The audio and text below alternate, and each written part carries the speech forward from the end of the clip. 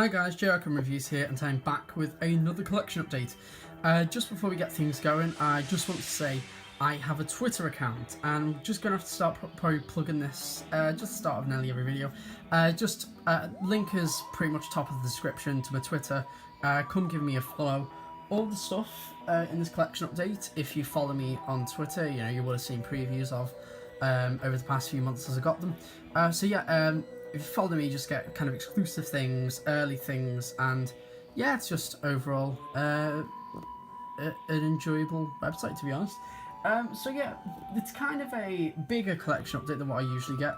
This is just kind of stuff I've collected over the past few months. Like, I was a bit Doctor Who dry over the summer, but these are basically just what I've got. I've got some books, some 1 to 50 audios, DVDs, magazines. So yeah, first of all, I'm going to just start with DVD. I've got Keys of Marinus, William Hartnell. I was really just in a Hartnell mood, and I absolutely love the Vord.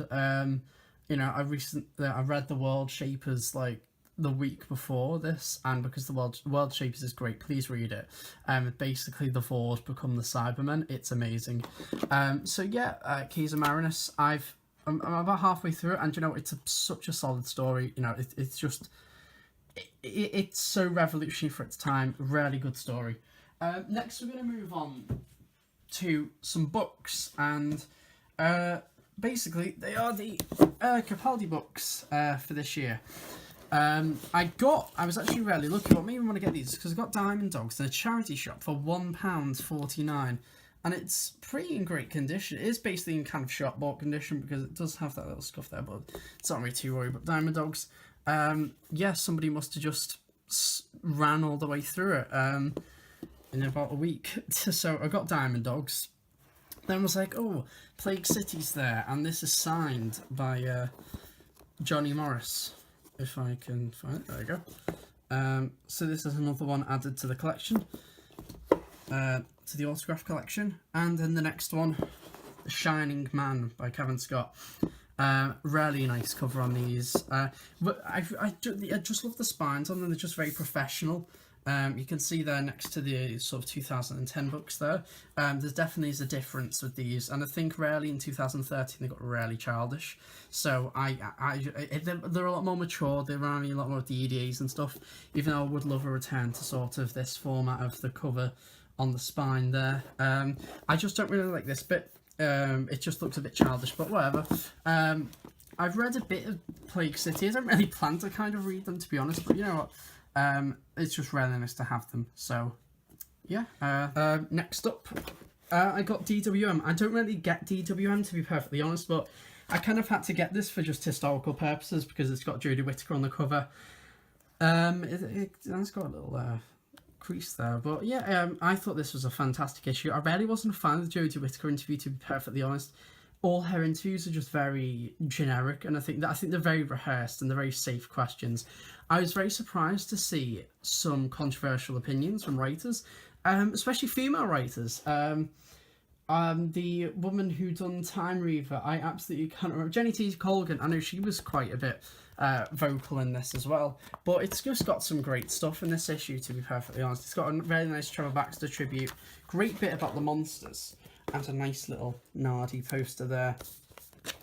Honestly, if you follow me on Twitter, you'll know how much I absolutely adore Nardole. Nardole's great. We've got a nice little comic, and do you know what? It was an alright issue. This Cyberman article was absolutely fantastic. It was just that was such a solid read. A bit on Verity there and Russell. On the back, we've got Pertwee for the Third Doctor Adventures, Volume 3. Next up is what I believe to be one of the rarest Doctor Who sort of related books, to be perfectly honest. And it is the Dalek Chronicles. This was released in around, I think it's the summer of 1993, and it's a collection of every single 60s Dalek comic strip, and it's super rare. I've saw these go for about £100 and over. Unfortunately, the binding's just really a bit bad on this one, but I did get this for £20, and I can't really complain. On the back, you can kind of see there, but it's just super nice artwork. It's just so nice. I've actually got to here. It's like 60s pop art. Like it's like stuff that should be in a museum. I really recommend you watch the Stripped for Action with the Daleks on YouTube. It was from one of the DVDs, I think Frontier in Space, and it's just super.